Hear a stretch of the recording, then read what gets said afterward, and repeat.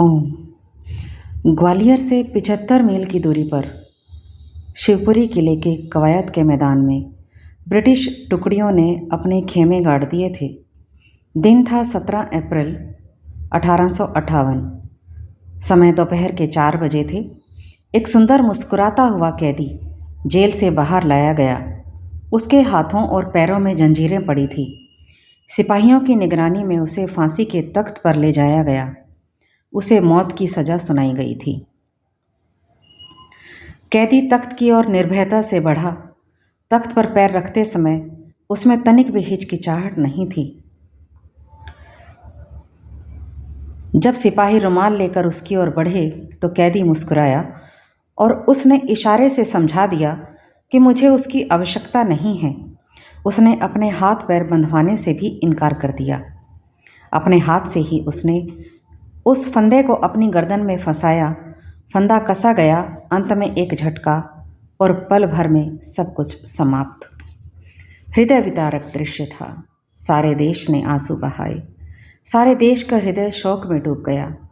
फांसी के तख्त पर झूलती वह प्राणहीन काया किसी चोर उचक्के की नहीं थी।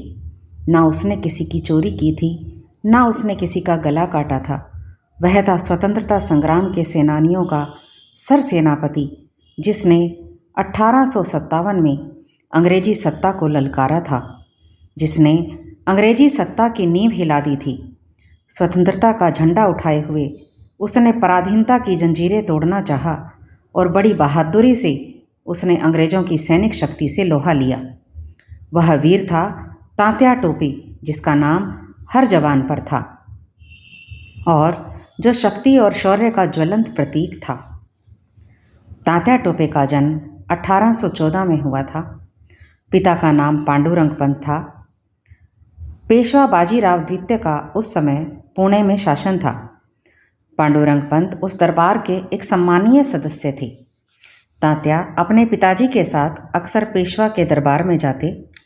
बच्चे की प्रतिभा मानो उसके तेजस्वी और मुखर नेत्रों से छलक पड़ती थी।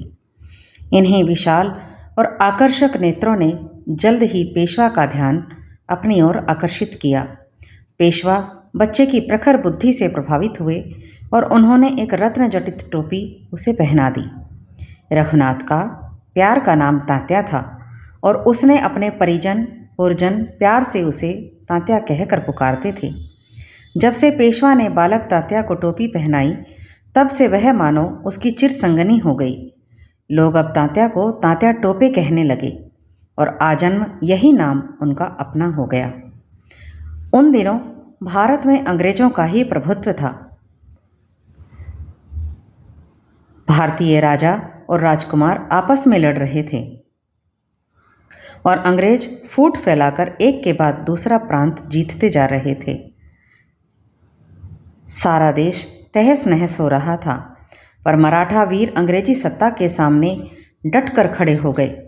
उन्होंने अंग्रेजी आधिपत्य को अस्वीकार कर दिया। वे स्वतंत्र रहे, मानो वे देश का वह हाथ थे जो देश की लाज बचाने के लिए तलवार लिए चल पड़ा हो। पर अंग्रेजों ने भी हिम्मत नहीं हारी थी। अपने इरादे पर वे भी डटे रहे थे। वे मौके की ताक में थे और उन्हें ऐसा मौका 1800 तक बहुत से मराठा और राजनीतिज्ञ को मृत्यु का ग्रास बनाने में मिला भी। पेशवा की गद्दी पर अंग्रेजों की निगाह थी। उन्होंने पेशवा को 8 लाख सालाना पेंशन की एवज में अपने अधीनस्थ कर लिया। अब पेशवा कानपुर के पास ब्रह्मवर्त में जाकर बस गए। कई मराठा परिवारों ने उनका अनुकरण किया, जिसमें तात्या टोपे के पिताजी भी शामिल थे। ब्रह्मवर्त में जो तात्या टोपे के बाल सहचर रहे थे, उन्होंने भविष्य में आगे जाकर स्वतंत्रता की लड़ाई लड़ी और देश के लिए शहीद हुए। इन सब में उल्लेखनीय है नाना साहब। नाना साहब द्वितीय बाजीराव का दत्तक पुत्र थे और उन्होंने ही बाद में 1857 के युद्ध की योजना आंकी थी। उनका भतीजा था राव साहब। क्रांति युद्ध में राव साहब छाया की भांति तात्या के साथ रहा था। इसी समय एक नन्ही बालिका भी थी जिसका नाम था मनु। यह बालिका मोरोपंत तांबे की सुकन्या थी और यही मनु बड़ी होकर रानी लक्ष्मीबाई बनी और झांसी के लिए लड़ी। वास्तव में ब्रह्मावर्त ऐसे बच्चों का घर था जो आगे चलकर महान हुए और जिन्होंने देश की कीर्ति में चार चांद लगाए। इन बच्चों की शिक्षा दीक्षा सच्चे गुरुओं के जिम्मे थी। बचपन के प्यार के बंधन ने इन्हें परस्पर बांध रखा था। बचपन से ही ये युद्ध के खेल खेलते, घुड़सवारी, तलवार चलाना सीखते। तात्या बहुत शीघ्र युद्ध की समस्त कलाओं में निपुण हो गए थे। द्वितीय बाजीराव की मृत्यु के पश्चात नाना साहब 1851 में पेशवा बने। नाना साहब बड़े आत्म अभिमानी और कट्टर स्वतंत्रता प्रेमी थे। वे दास्ता के कलंक को धो डालना चाहते थे। पेशवा बनते ही उन्होंने पिता द्वारा त्यागी तलवार दोबारा उठा ली। खोए हुए राज्य की पुनः प्राप्ति और पराजय का प्रतिशोध, यह एक ही धुन नाना साहिब पर सवार थी। तात्या टोपे उनके साथी ही नहीं अपितु अभिन्न मित्र और परामर्शदाता थे। दोनों एक ही स्वप्न देख रहे थे। स्वप्न था स्वतंत्र भारत का। जब लॉर्ड डलहौजी भारत आया तो उसने देश का नक्शा ही बदल दिया। उसने कोई ना कोई बहाना बनाकर भारतीय युवराजों के राज्य छीन लिए। फिर भी उसकी भूमि विस्तार की तृष्णा का शमन नहीं हुआ। इसी बीच ईसाई मिशनरी अधिक संख्या में भारत आने लगी। उनका एकमात्र ध्येय था भारतीयों में ईसाई धर्म का प्रचार और उन्हें किसी न किसी बहाने से ईसाई धर्म स्वीकार करने को बाध्य करना। अब तक अंग्रेज कई रियासतें हड़प कर चुके थे। फिर नाना साहिब की भी बारी आई। पेशवा को 8 लाख रुपए की जो पेंशन मिलती थी वह डलहौजी ने बंद कर दी, यह कहकर कि नाना साहिब दत्तक पुत्र थे। तात्या टोपे ने तो अपनी जान की बाजी लगा दी। वह अंग्रेजों को ब्रह्मावर्त से बाहर खदेड़ने के लिए अंत तक लड़ते रहे। क्यों? उनकी क्या हानि हुई थी? उनका ना कोई राज्य था, ना कोई पेंशन थी जिसके खोने का उन्हें कोई डर होता। परंतु उन्हें अंग्रेजों से घृणा थी, अपने लिए नहीं परंतु इसलिए कि जिस देश से वो बेहद प्यार करते थे उसकी स्वतंत्रता को अंग्रेजों ने छीना था, अपमानित किया था। तात्या टोपे के लिए उसका देश स्वर्ग से भी अधिक प्रिय था, प्यारा था। नाना साहब तत्कालीन परिस्थिति में युग पुरुष साबित हुए। उन्होंने लोगों के हृदय की जलती हुई आग को पहचाना। देशवासियों में स्वतंत्रता संग्राम में भाग लेने की उत्कट अभिलाषा को उन्होंने क्रियात्मक मोड़ दिया। तात्या टोपे उनका दाहिना हाथ थे। अंग्रेज भारत में दुर्दांत शक्तिशाली थे। इस शक्ति का स्रोत क्या था? स्रोत थी वह सेना जो भारतीयों की ही थी। नाना साहब और तात्या टोपे ने इन भारतीय सिपाहियों के सामने राष्ट्रीयता का आदर्श रखा। आने वाले युद्ध के लिए उन्हें रेजिमेंटों से संपर्क करना था। प्रमुख राजाओं से भी उन्होंने मेलजोल बढ़ाया ताकि इस युद्ध के विषय में उनके विचार मालूम हो सकें। और अंत में सभी ने मिलकर एक तिथि रखी 31 मई 1857 कि इस दिन देश में एक साथ विद्रोह शुरू होगा। यदि समस्त भारत एक ही दिन एक ही साथ विद्रोह के लिए उठ खड़ा होता तो भारत का इतिहास कुछ और ही होता। किंतु ये हमारा दुर्भाग्य था। बैरकपुर में एक अनपेक्षित घटना घट गई जिसमें सैनिकों को ये हुक्म मिला कि नए कारतूसों का इस्तेमाल करें और कारतूसों में चिकनाहट के लिए गाय और सूअर की चर्बी का प्रयोग किया गया, जिसे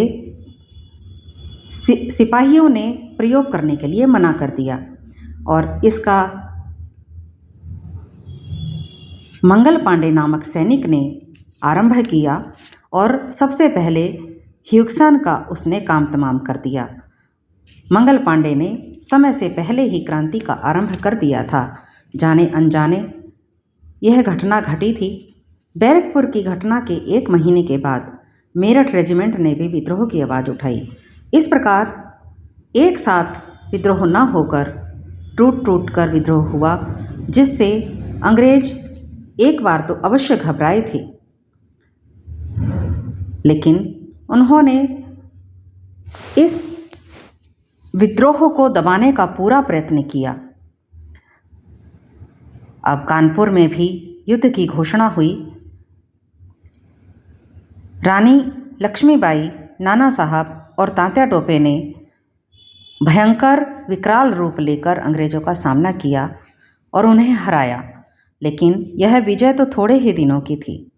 अंग्रेज़ों ने फिर से सेना इकट्ठी की और नाना साहब पर फिर आक्रमण किया। इस प्रकार विभिन्न आक्रमणों का सामना करते हुए नाना साहब और तात्या टोपे के पास सेना की कमी हो गई। और सेना भी कैसी थी, इसका दायित्व नाना साहब ने तात्या टोपे जी को सौंपा था। नाना साहब ने तात्या टोपे से पूरे देश में भ्रमण करने के लिए कहा और सेना जुटाने के लिए कहा। तात्या टोपे का यश यूरोप के हर कोने कोने में फैल चुका था। क्यों? क्योंकि उन्होंने विद्युत गति से सिपाहियों का संगठन किया था। यमुना पार की असावधान विड़गम के सम्मुख कराल कालसा जो उपस्थित हुआ था, नाना साहब ने तात्या टोपे पर ही इसका कार्यभार डाला था। तात्या के आगमन से अंग्रेज थर्राते थे। कालपी में भी उन्होंने डटकर लड़ाई लड़ी, लेकिन समय विपरीत था, सो कालपी की लड़ाई वो हार गए। लक्ष्मीबाई का निधन भी लड़ते लड़ते हुआ। लक्ष्मीबाई और तात्या टोपे का बिछड़ना हो गया। अब तात्या टोपे अकेले पड़ गए थे, उनके पास कोई नहीं था। रानी विक्टोरिया ने घोषणा कर दी थी कि हथियार सौंपकर शरणागत आने वाले सारे विद्रोहियों को क्षमा कर दिया जाएगा। इस घोषणा का लाभ उठाकर कई विद्रोहियों ने प्राण बचाने के लिए शरणागत होना स्वीकार कर लिया और अपने शस्त्र अंग्रेजों को अर्पण कर दिए। ना कोई फौज थी, ना किला था, ना कहीं से कोई सहायता की आशा। तात्या बिल्कुल असहाय थे। हैदराबाद के निजाम सहायता का आश्वासन देकर मुकर गए। ग्वालियर के शासक सिंधिया ने मैत्री के बढ़ाए हाथ को ठुकरा दिया। चारों ओर पराजय, निराशा, विकट अट्टहास से तात्या दुखी हो गए। अंग्रेजों को सर्वाधिक भय भी तात्या का ही था। उन्होंने तात्या को शैतान की पदवी दे रखी थी। यह सच था कि तात्या की पराजय हुई थी, पर उसकी राष्ट्र भावना, राष्ट्र प्रेम और उत्साह अदम्य था। उसे निरुत्साहित करना असंभव था। इन कठिन परिस्थितियों में तात्या को एक पुराना मित्र मान सिंह याद आया। मान सिंह ग्वालियर फौज में एक सरदार था। वह राजा का साथ छोड़कर विद्रोहियों से आ मिला था। तात्या ने उसका स्वागत किया, उसकी सहायता की थी, उसका सम्मान किया था और मान सिंह ने भी तात्या का ध्यान रखा। लेकिन अंग्रेज फूट डालो और राज करो की नीति अपनाते थे। उन्होंने मान सिंह को संदेशा भेजा कि वो तात्या को उन्हें सौंप दे, बदले में उसे संपूर्ण माफ़ी और जागीर देने का आश्वासन दिया जाएगा। मान सिंह लालच में पड़ गया और विश्वासघात की विजय हुई। लालची कायर मान सिंह तात्या को अंग्रेजों के हवाले करने के लिए तैयार हो गया। एक सेना की टुकड़ी चोरी छिपे जंगल में लाई गई। तात्या मित्र के विश्वास से आश्वस्त हो जंगल को सबसे सुरक्षित स्थान समझ गहरी नींद में बेखबर था। सोए हुए वीर तात्या के साथ जबरदस्त विश्वासघात किया गया। आँख खुलते ही उसने अपने आप को बंदी पाया। वह 7 अप्रैल 1858 की मध्य रात्रि का समय था जब वह सिंह पिंजरे में डाला गया। मृत्यु के मुंह में यह कैसा अनोखा, हृदयहारी, रोमांचकारी शौर्य था। न्याय का स्वांग 3 दिन तक चलाया गया। अंग्रेजों ने मुकदमा चलाया, परंतु अंग्रेजों को घृणापूर्ण दृष्टि से देखकर तात्या बोले, मैं आपका नौकर नहीं हूँ, मेरे स्वामी पेशवा हैं और मैं उन्हीं की आज्ञा मानता हूँ। न्यायपूर्ण युद्ध के मैदान को छोड़ मैंने कभी किसी बेकसूर का रक्त नहीं बहाया। मैं आपसे कोई क्षमा याचना नहीं करता, मैं आपसे कोई अनुरोध भी नहीं करता। बस मुझे आप तोप के मुंह पर रखकर मेरी धज्जियाँ उड़ा दो या फांसी का फंदा डाल मुझे फांसी के तख्त पर चढ़ा दो और मुझे तुमसे कुछ भी नहीं चाहिए। न्याय का स्वांग 3 दिन के बाद समाप्त हो गया। न्यायाधीश तात्या टोपे को मृत्युदंड की सजा सुनाने में तनिक भी न झिझके। नियत समय पर वध स्थल पर खड़े तात्या की शांति, शौर्य, साहस अद्भुत और अलौकिक था। लोग अश्रुपूर्ण नेत्रों से देखते रहे और भारत का लाडला फांसी पर चढ़ गया। यह हुतात्मा की मौत थी। तात्या देशभक्तों के सिरमौर थी। अंग्रेजों ने उन्हें खूनी कहा, चोर कहा, विद्रोही कहा, पर कृतज्ञ भारत अपने इस वीर सपूत के त्याग को कैसे भूलेगा। तात्या टोपे का नाम हर देशवासी के हृदय पर चिर अंकित है। तात्या टोपे की याद जब तक सूर्य चमकता रहेगा तब तक ताजा रहेगी। ऐसे तात्या टोपे जैसे वीर को संपूर्ण भारत का शत शत नमन।